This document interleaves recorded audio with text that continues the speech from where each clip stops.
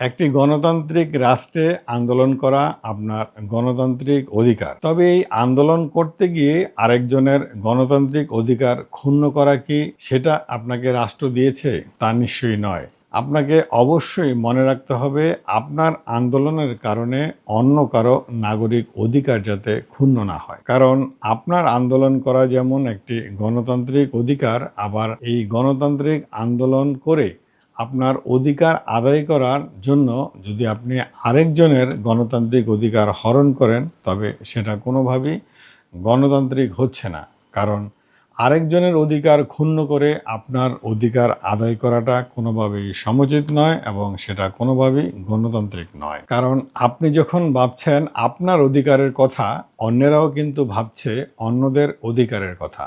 অন্যের গণতান্ত্রিক অধিকার ক্ষুণ্ণ করে আপনার অধিকার আদায় করা সেটা কি গণতান্ত্রিক? সেটা তো কোনোভাবেই গণতান্ত্রিক বা ন্যায্য বলে দাবি করা যায় না। আমাকে বারবারই বলতে হচ্ছে যে বাংলাদেশের সরকারি বেসরকারি কোনো একটি প্রতিষ্ঠানও সঠিকভাবে গড়ে ওঠেনি, সঠিক নিয়মতান্ত্রিকভাবে গড়ে ওঠেনি।